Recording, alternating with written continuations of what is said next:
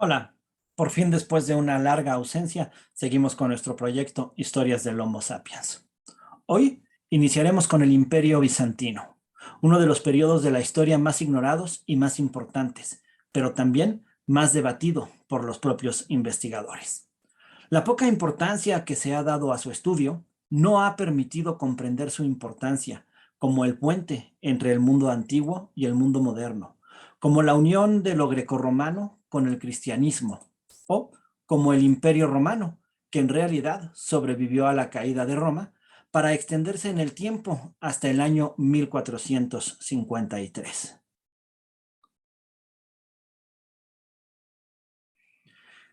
El desprecio del pensamiento ilustrado contra todo lo medieval causó que durante muchos años se menospreciara este imperio. Durante el siglo XIX se estudió como el Bajo Imperio Romano, entendiéndolo como una decadencia de la Roma antigua. Luego, algunos historiadores comenzaron a denominarle Imperio Bizantino, haciéndolo así mucho más griego que romano. John Finley, autor del libro Grecia desde la conquista romana hasta nuestros tiempos, que se escribió en 1864, será el primero en investigar con mayor seriedad el fenómeno bizantino. El primer paso hacia el entendimiento de la historia de los siglos a través de los cuales el mundo pasó de la antigüedad a los tiempos modernos ha sido dado cuando se ha comprendido que el antiguo imperio romano en realidad no dejó de existir hasta 1453.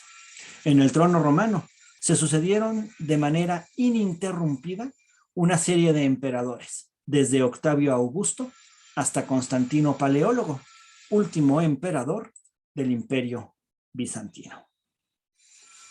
Es entonces claramente el Imperio Bizantino una continuación del romano, tanto así que los historiadores no logran acordar en qué momento comenzar a contar su historia. Algunos toman como partida la fundación de Constantinopla, otros la muerte de Teodosio el Grande o el reinado de Justiniano. Incluso hay quienes opinan que el Imperio Bizantino no comenzó sino hasta la llegada al trono de León el Isáurico. Pero todas y cada una de esas fechas son puramente arbitrarias.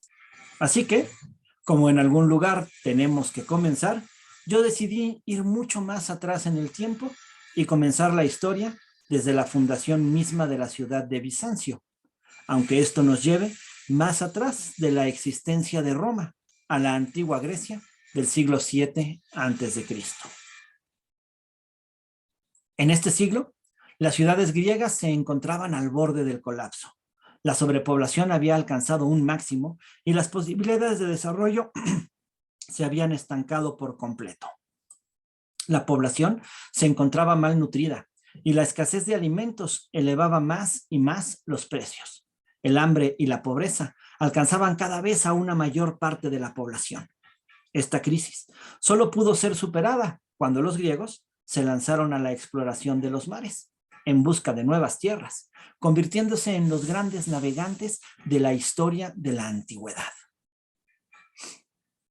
En el año 657 a.C., cuando la ciudad de Megara organizó una de estas expediciones al mando de un líder llamado Bisas, quien antes de zarpar acudió a Delfos para consultar a su famoso oráculo, el cual simplemente hizo la siguiente predicción: encontrarán un nuevo hogar frente al país de los ciegos.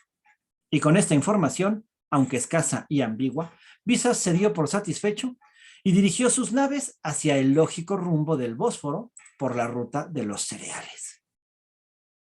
Más allá de la ambigua información, el objetivo era muy obvio: fundar una ciudad en el estrecho que unía el mar de Marmara con el Mar Negro. Quien dominara este paso tendría control absoluto del tráfico de cereales, indispensable producto para la supervivencia de Grecia. Una ciudad entre Europa y Asia. No solamente acabaría con la hambruna de Megara, sino que además tendría la oportunidad de ser sumamente próspera. Claro, que no fue Vicias el único griego que había pensado en esa solución. Y para su mala sorpresa, otro grupo de colonizadores ya se les había adelantado.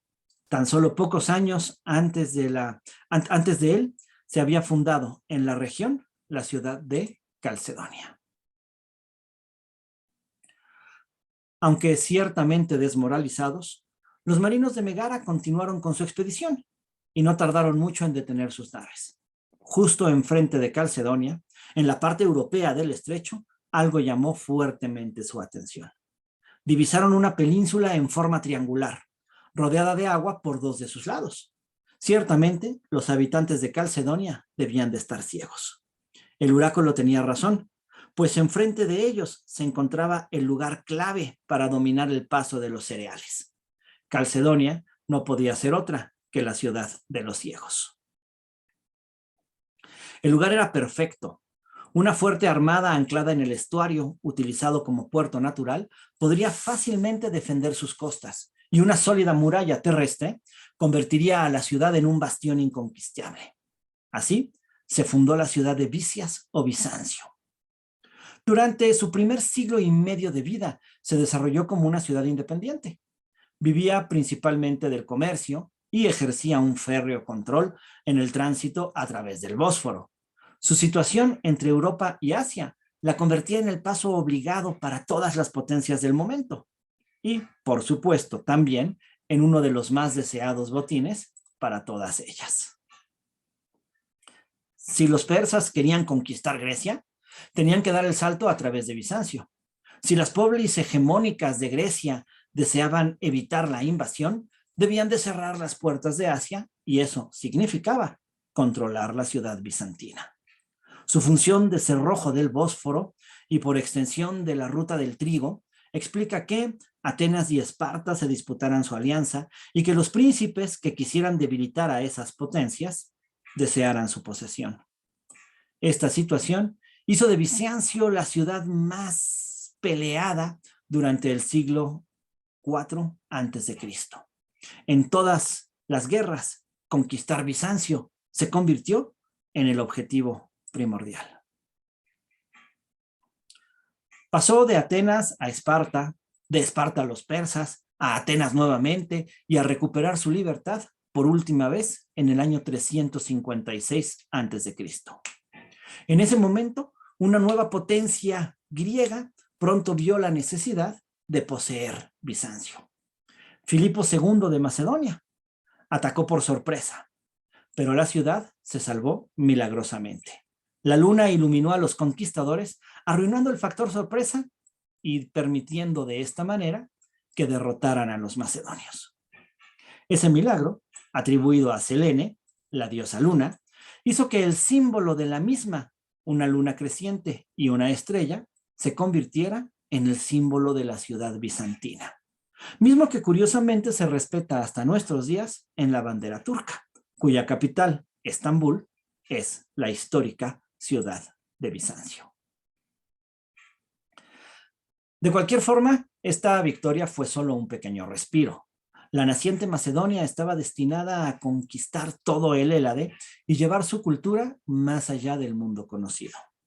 Filipo había perdido una batalla, pero sería solo cuestión de tiempo para que toda Grecia le perteneciera, y su hijo Alejandro lograra fundar un imperio de enormes dimensiones que abarcaría desde Grecia hasta los territorios asiáticos. El imperio de Alejandro duró, sin embargo, apenas la vida de este, y tras su temprana muerte se fragmentó entre sus generales.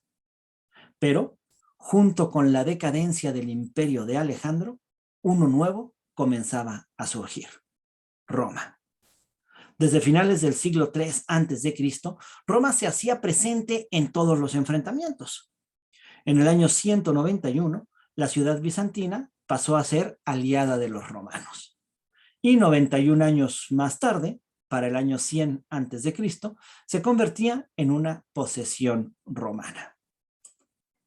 La conquista de los territorios griegos causó, sin embargo, un inesperado furor, y los romanos, a diferencia de otros pueblos conquistadores, lejos de imponer su cultura, terminaron por adoptar la del pueblo conquistado. Así que lo que sucedió tras la conquista de Grecia fue que Roma se helenizó.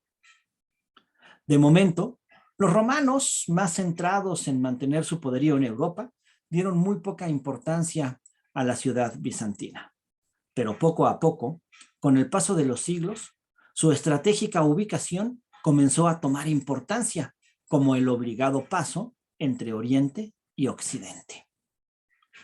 Aún así, casi 600 años transcurrieron y Roma ahora comenzaba a debilitarse.